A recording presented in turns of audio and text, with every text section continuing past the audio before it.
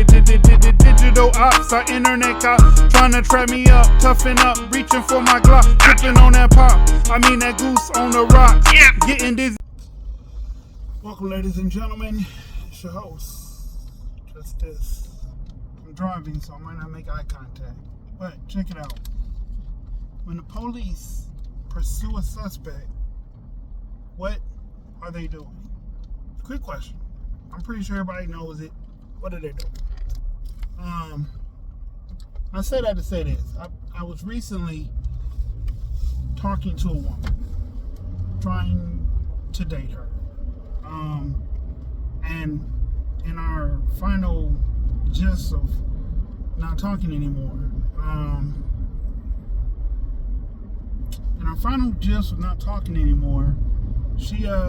I made the comment like I make all the time on the podcast. I really be saying some of this stuff to some of these women. I said, I'm not in the business of chasing a woman that doesn't want to be caught. She said, chasing, that just sounds weird. When a man is pursuing a woman, what is he doing? When the police is pursuing a suspect, what are they doing?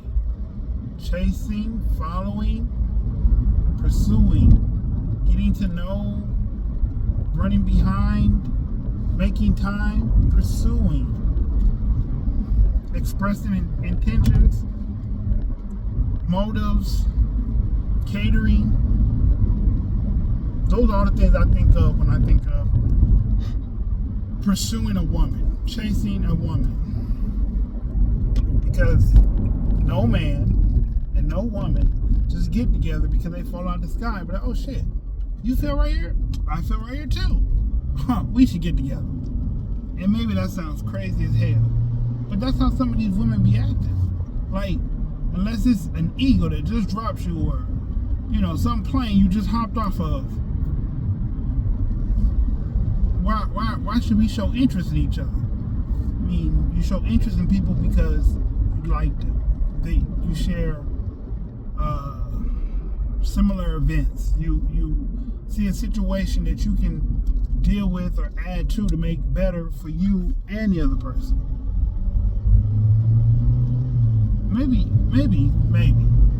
Maybe I'm too smart for my own good. Maybe my mind is too far gone that normal people wouldn't antiquate my feelings as a real person, a grown man, versus whatever they're used to. Like, some of these women deal with men that have no drive, no push, no nothing. A lot of women deal with men that want to give them the bare minimum, scrape and scratch to get by, just for him to feel like he lost her, and then in turn want to give her everything. I don't know about you, and I don't know about the person standing next to you, but why would you want that? Why would you want a person to not give you anything just to show you they can give you everything? Is that how I'm supposed to be? Is that the proper man code that's going on right now? You show a woman nothing, she falls in like because you're not showing her nothing, and then when she gets disdain and she says, you know what, this ain't working out for me, and she says, I'm ready to bounce, and you say, oh, I can give you everything. I can buy you a house, a car, a crib, a trip to the moon, whatever you want. I feel like if you don't like me upon first initial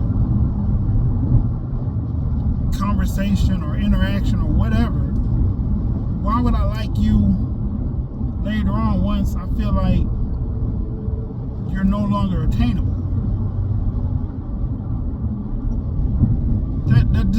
That's not rational sense to me.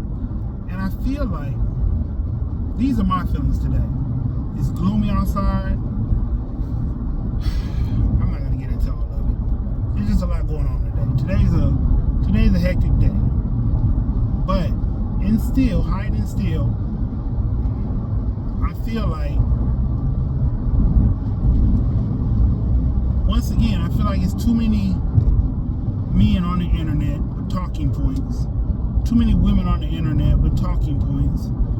People not knowing real people's motives in these talking points. And then they be like, you know what? That sounds like a good idea. I think I will jump off the roof today. See if he loves me.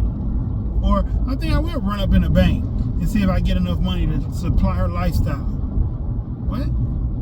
Why? Why are you finna go spend 10, 20, 15 plus years in a federal penitentiary running up in a bank trying to give a woman everything that you think she wants just so she'll like you back?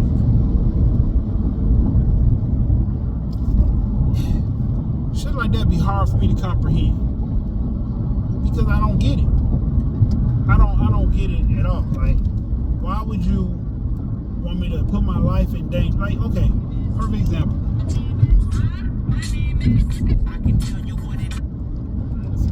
Perfect example. Rapper Lotto, Miss Mulatto, Lotto, whatever, Big Lotto, whatever you want to call her. She has a song where she say, "You better not put nobody over me except your ops. That 22 won't get me off. You need a 9 or bigger." So women are actually writing songs, contributing to the male downfall. And that's a good look. That's what we're doing. That's what we're pushing for. Be on crash out time, baby. And when you go to prison for 25 years to life, I'm gonna hold you down. I'm gonna put money in your books. That's what today's end game is. Put money on my books. Or, baby, I can't date you unless you got bodies. Who is promoting this shit? And why? Because, truth be told, Jay said some shit. And this is my day. This is my era, my day, whatever. Jay said, if I shoot you, I'm brainless. But if you shoot me, you're famous. When did time switch around where you stop praising the shooter, the man behind the gun, instead of the man in front of the gun? When did it become cool to get shot? Stuff like that. Now, I say that in all respect to 50 Cent and everybody else that's been shot. I understand it. I sympathize with you. I empathize with you. I've never been shot, and I'm so happy and grateful I haven't. But it's not gangster to get shot. It just means you have an enemy that really wants you gone. Some people could argue with me. Some people can bring the drama to me. It's not cool to get shot. It's not cool to play with people's feelings because you don't know what the next person is feeling and thinking. So, when Lorraine Bobbitt, oh boy, she said he was abusive, he was beating her, he was treating her, he was talking crazy to her, he was doing all these things. She went to jail for a few years, but moreover, it was justified. She just took it to the extreme because she threw it in a field instead of just leaving it laying by her. Anyway, I digress. I say stuff like that to say this. It's a lot of things going on that people do that they don't be conscious-mindedly thinking about the outcome. When you get with a person, male or female, and you use that person for their whatever they have, their drugs, their weed, their money, their status, if you use somebody, bad karma comes back to you. If you get with somebody and they're just a sex toy and they don't know it, but that's how you look at them, you get bad karma behind that. Are we so far gone in 2024 that we're not worried about karma no more? We're not worried about right and wrong no more? We're not worried about, hey, being a good patron to people? Is that where we're at? I mean, don't get me wrong. I know we're a little far from there because we got young boys shooting shit up because they can and not because they have to. Now, would I be lying if I said every time I put out my weapon, it was a have-to moment? Yeah, I would be. But some of the time I did pull out, it was a have-to moment. Some of the time I got down because it was a have-to thing. I don't recall too many instances I got down because it was just like, you know what, this is cool. This is a cool fad or a cool trend or some shit that just feels good at the moment. I've never been that person. So I don't know how that person operates. But it does seem like petty beyond petty. Like, none of this shit is real. It feels more and more like we're waking up in the Matrix every day. Women don't want men. Men don't want women. Why? That's what you're naturally here to, to be with. I'm not against nobody's preference. But how do you pursue a person that constantly tells you, hey, I ain't got nothing to give you. I ain't got nothing for you. I can't make you happy. I can't do nothing. But then in the same breath, I know I'm a good person. I know what I bring to the table. What? What do you bring? What's going on? I mean, I'm not saying no one is without worry or no one is without stuff on their mind, going through situations. I'm not saying that at all. But when did it become cool to play on people's heartstrings? Like to really, real deal, play on people's heartstrings. Like real deal, do shit only because of some selfish purpose. Like, what are we going through? I've been single. I've been single for a moment now. Just looking back in hindsight, I've been single. I've dated here and there, and I've had a couple dates, but I've been single since March, April, somewhere in there. The last person I was dating, we were talking for 8 months, and that's the one I keep telling y'all that ghosted me out the blue. Out the blue. Now everybody be asking, what did I do? What did I say? What did I do wrong? I didn't do anything wrong. I didn't call out her name. I didn't say, hey, woman, put me before your child. I even suggested, hey, we talk after you spend time with your child every day, and then we have our conversations. We watch movies together while we're on the phone. We talk about series. We talk about life choices. We talked about a lot of things. And then one day, I wake up, and she's ghost. She's Patrick Swayze. No argument, no disagreement, no nothing. Just Patrick Swayze. Out the blue.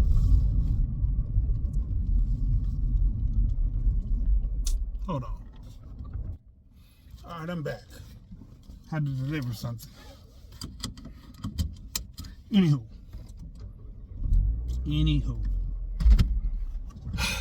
Well, I tell you, it's getting bad out here.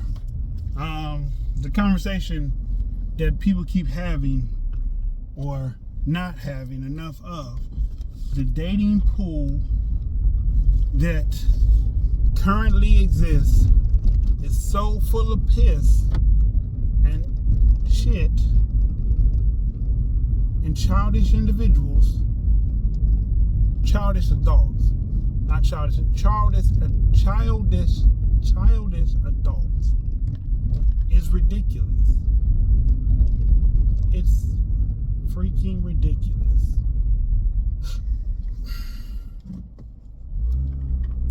If this is the reason that we have been through some stuff just to be thrown into a pit of lions with no teeth.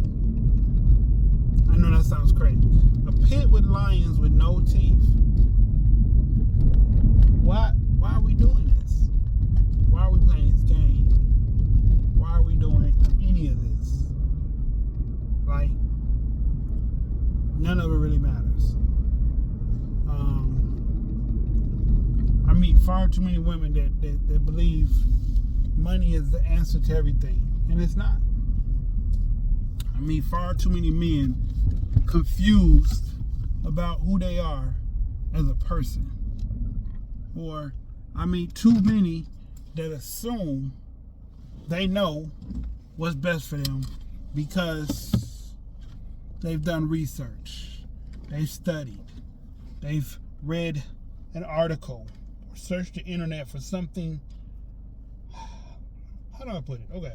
So there's a lot of people out here right now, not just self-diagnosing.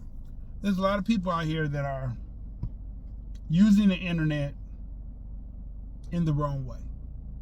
I'll say that. The wrong way. You ask, well, what's the wrong way? All right, so I'm finna tell you. The wrong way is when you search the internet not for facts, but for things that support the way you think. Not the way the world is, just the way you think it should be. And like I tell people all the time, the internet has all the answers. It has a bunch of lies. It has mistruths. It has false beliefs.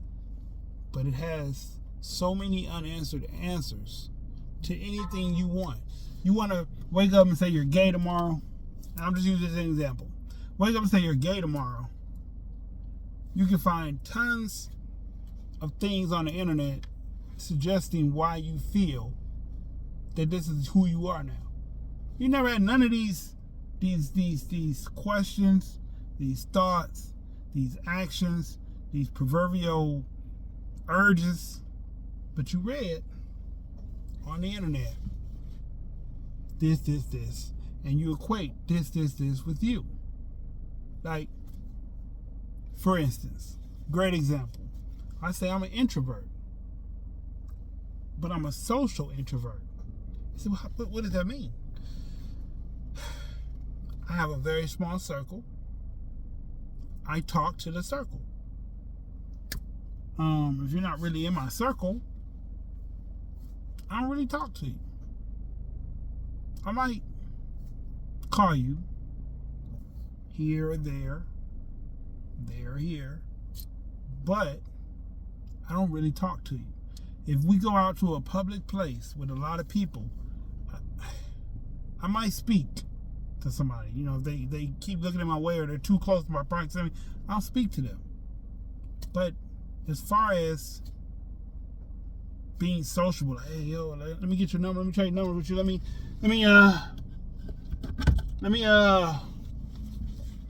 let's take contact numbers and keep in touch and see what we can do with this and this.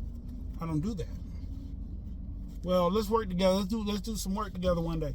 I don't do that. I don't do none of that. So it comes off crazy because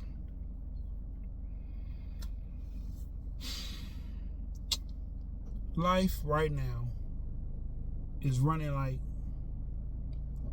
everybody's kids are teenagers, in a sense of what does it do for me right now? How does it affect me right now? Not the long term, because as adults, as functioning adults, you look for the long-term goal. You look for the long-term struggle. You look at it so you can break it down however you need to break it down so that you don't have to go through it. But as a teenager and a kid, you only look for what's right here in this little box. This tall, this wide, that many sides, whatever. That's how the world is right now. What can you do for me right now? Not anything other than that. Just right now.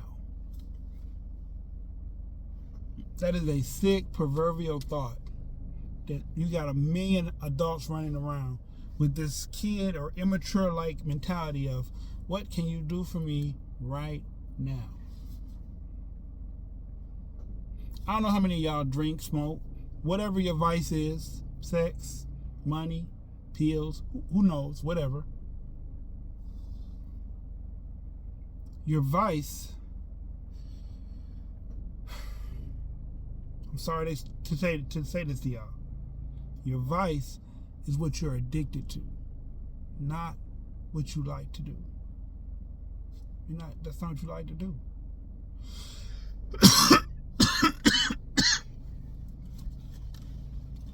I'm going to say that again. Your vice is not what you like to do. It's what you're addicted to. With that being said, I'm your host, Just This, spewing my wretched spew. Hopefully it touches you and reaches you. Somebody, please leave it in a comment if this helps you in any kind of way. Anyway, one half of the Dynamic Duo, Thoughts from Your Boy podcast, Rise A Sonova. Peace.